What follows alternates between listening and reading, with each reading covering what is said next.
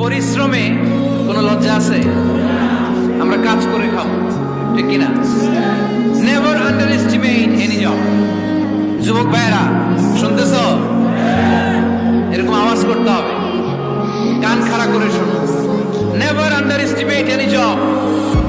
কোন চাকরিকে ছোট করে দেখা যাবে, whether it's small or big, you don't care. এটা কেয়ার করা যাবে না। ছোট্ট চাকরি পাইলে ঢুকে যাবা, বড় অফার আসলে পরে ঢুকবা। এটা ছোট কাজ, এটা হোটেলের ওয়েটার, এটা ছোট্ট স্টাফ, এটা কেরানি না।